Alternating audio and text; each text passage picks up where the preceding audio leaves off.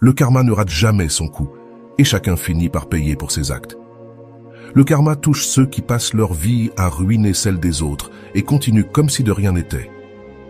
Rappelez-vous, la vie est un cercle, tout revient et frappe là où ça fait le plus mal.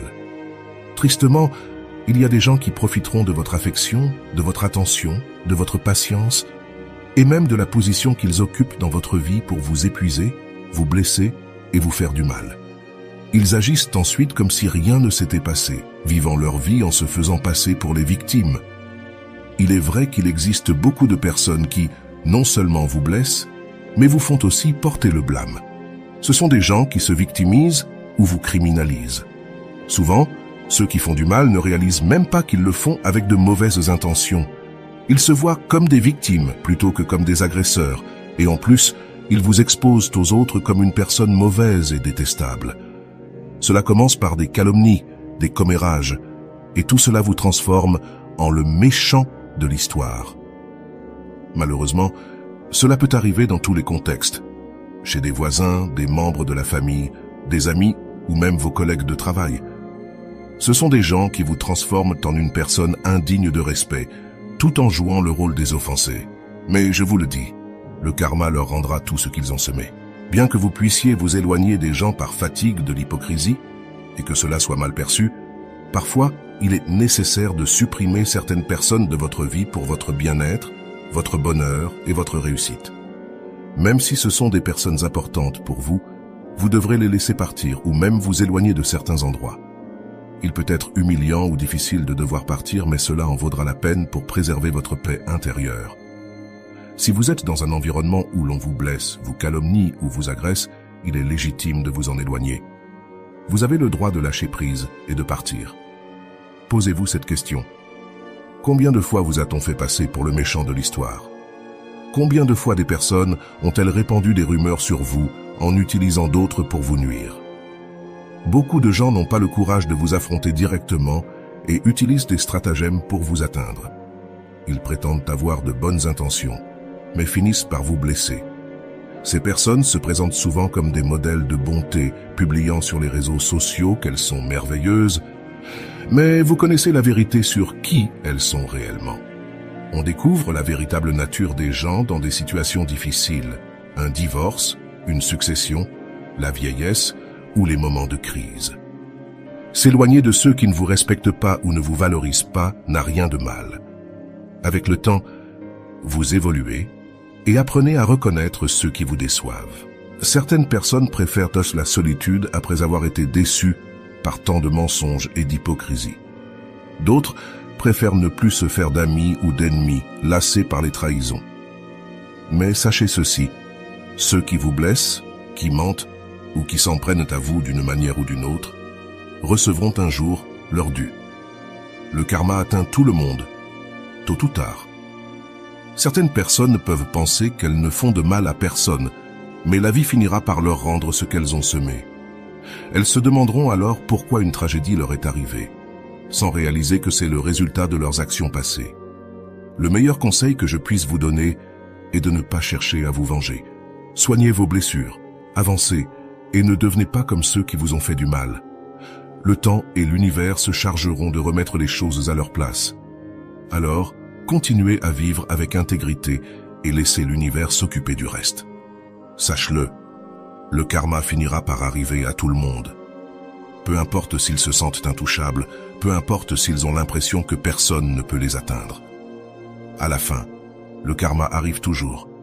Beaucoup de gens pensent « Non, ça ne m'arrivera pas. Je vais très bien. » Et puis, boum, c'est là. Le karma n'est pas la vengeance de l'univers, c'est le reflet de tes actions. Tout ce que tu fais te revient. Il n'est donc pas nécessaire de t'inquiéter de ce que tu vas recevoir. Préoccupe-toi plutôt de ce que tu donnes. Prends soin de ta récolte, pas seulement de ce que tu sèmes. Prends aussi soin de récolter quelque chose de bon. Beaucoup de gens bien intentionnés ont récolté des choses apparemment bonnes qui ont finalement germé en mauvaises choses.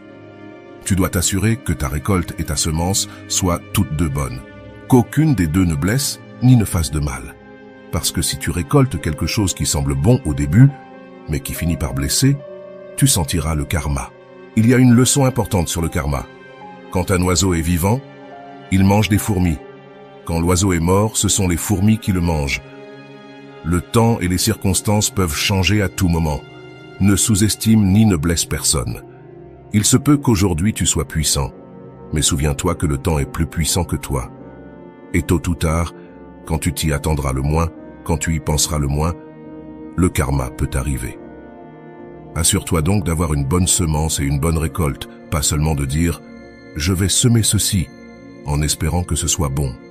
Parce que parfois, les grandes intentions, même les meilleures intentions, apportent des problèmes. Alors fais toujours très attention à ce que tu veux semer.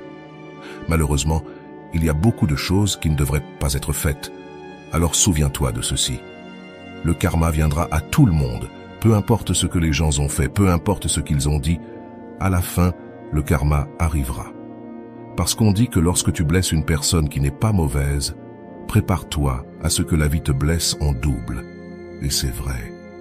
Il y a des gens qui blessent sans aucun remords, sans se soucier des dégâts qu'ils peuvent causer. Alors, ils devront se préparer pour le moment où le karma les rattrapera.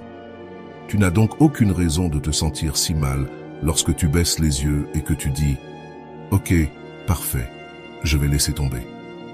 Parce que tu sais que tôt ou tard, les personnes qui t'ont blessé finiront par en subir les conséquences. Il faut se rappeler de ce que dit le grand Socrate, une phrase que je ne sais pas si elle est de lui ou non, mais que j'aime beaucoup. Les gens intelligents apprennent de tout et de tout le monde. Les gens moyens apprennent de leurs expériences. Et les gens stupides ont déjà toutes les réponses. Alors fais attention à ce que tu crois.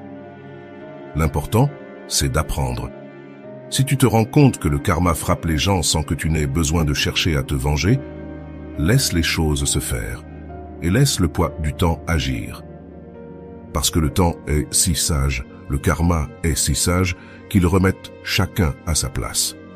Souvent, on nous fait tellement de mal qu'on veut parler et dire ce que les autres méritent, mais ça n'en vaut pas la peine. Crois-moi, chacun a sa version des faits. Laisse le temps mettre tout le monde à sa place. Se taire est sage. C'est pourquoi je te dis, il y a beaucoup de gens qui pensent que ce qu'ils ont fait est bien et qui vivent avec cette réalité.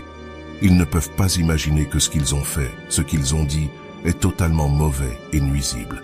Ils sont si convaincus que ce qu'ils ont fait était bien. Toi, en revanche, attends le temps. Attends en Dieu. Parce que tôt ou tard, il donnera une leçon à cette personne. Souviens-toi toujours, de la parabole des fourmis et des oiseaux. Peu importe combien l'oiseau mange de fourmis, il finira par être mangé par les fourmis lorsqu'il mourra. Les positions changent, on n'est pas toujours puissant, et à la fin, le karma fait payer à chacun ce qu'il mérite. J'espère que cette réflexion t'a aidé, que ces mots t'encouragent à continuer, à cultiver ta paix. Je sais qu'en ce moment, peut-être, tu veux te venger. Quelqu'un t'a fait beaucoup de mal, quelqu'un t'a énormément blessé, et tu as une envie immense de rendre l'appareil. Tu veux rendre ce qu'on t'a fait. Mais je te dis, ne le fais pas. Je sais que tu détruiras ta vie simplement pour une vengeance absurde qui au final ne t'apportera rien.